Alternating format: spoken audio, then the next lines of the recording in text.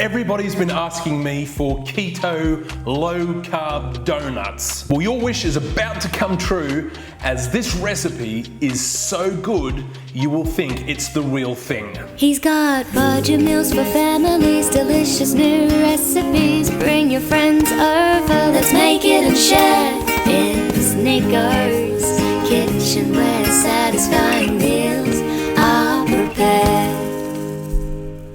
So you know I've been doing heaps of keto recipes lately, but I haven't done that many desserts, and I wanted to get one of my favorite things right, and that is donuts. You have been sending me requests every day for them, and I've been trying to get the recipe just right so I can share it with you, and luckily it is so easy to do and they taste absolutely amazing. So this is a recipe for people on a keto diet or just anybody after a low carb alternative to one of our favorite snacks. So into a bowl, what I'm going to do is add in some almond flour. Now the almond flour gives this a wonderful taste. It's a great base for our donut. And to that, I'm going to add a sweetener. And you know which one I'm going to add? It is some stevia. Now you use whatever natural sweetener you can get, afford, and you prefer. You don't have to use stevia like I am, but just make sure it's a natural sweetener. And always be careful just to pull back on it. Don't use a lot of it because it is very sweet. Far sweeter than regular sugar, but without the calories. Next, I'm going to add in some baking powder, and this will just help our donuts rise a little bit. Next, I've got some cinnamon, which just gives it this beautiful spice to it.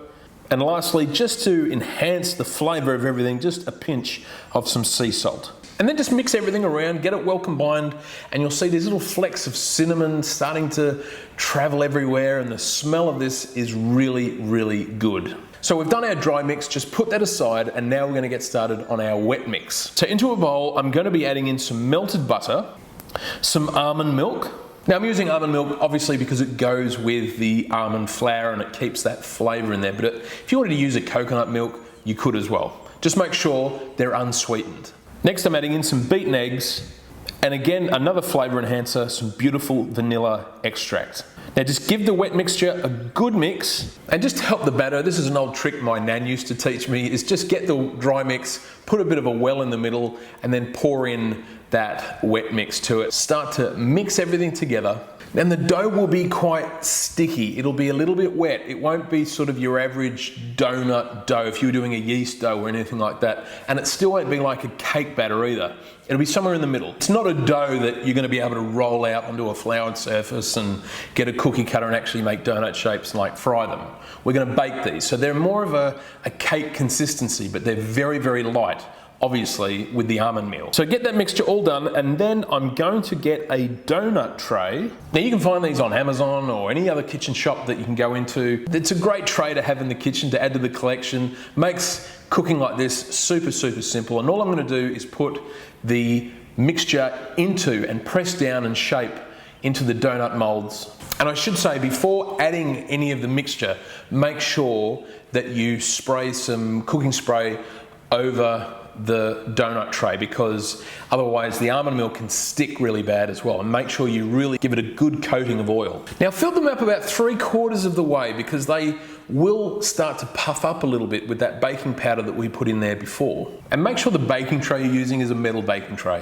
I am not a fan of silicone molds. I have tried. I'm just not a fan of them. Call me old school. I just love a metal baking tray or tin. And I know they're much cheaper, but just get a metal tray because you'll be always saving yourself so much trouble in the end. So our donuts are done. You can see that I've placed them in there. Now, all you have to do is preheat the oven to 180 degrees Celsius or 350 Fahrenheit and put them in there for 25 to 30 minutes. They will start to go golden brown. You'll actually smell them. You'll think something's wrong, this is burning, but they're not, because almond meal can take that heat really well. And you want them cooked all the way through. If you think that, oh gosh, they're overcooked and quick, I've got to take them out, you'll find they actually raw in the middle. So make sure that you're confident in your cooking time. Just leave them be. They will be okay. You will not burn them. And getting them out is super, super simple. What I do to make it a lot easier is just bring them out. I just get a knife just around the edges just to make sure that they're all loose, and they should be because we sprayed pretty well with that oil. And then I just get a cooling rack, I place it on top, and then I just flip that tray with the donuts, and they should just pop straight out, and you just lift it off, and you can see there we have these beautiful keto low carb donuts that are just waiting to be eaten. But of course there's some toppings and things that we can add on, and I'm going with two today, two very traditional ones. The first one is a chocolate type. In fact, it's a Nutella type. Now, I don't use a lot of this on these donuts, but it is a great low sugar substitute. It's a stevia based one. You can find this in the shops, I'm sure, your health food shops, and you don't have to get this brand. You can get any brand that you're after, but just make sure the sugar count is pretty low and it doesn't have too many carbs in it, obviously. And while they're still hot, I just get some of that hazelnut spread and I just spread it over the top, and it just gives it that beautiful chocolate donut look. The other one I'm doing, which is more traditional, is I'm just mixing some melted butter in with some cinnamon and some more of that stevia, and I just dip those donuts just straight into that butter cinnamon mixture, and then that butter and cinnamon mixture with the stevia just starts to ooze into the donut and makes it really moist and yummy.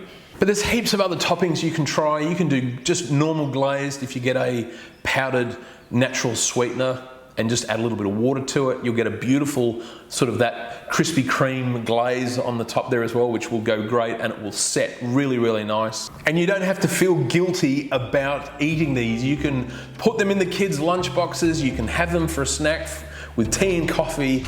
It is just delicious. They taste amazing. And if you are craving donuts on a keto or a low carb diet, this is a fantastic substitute that you will absolutely fall in love with.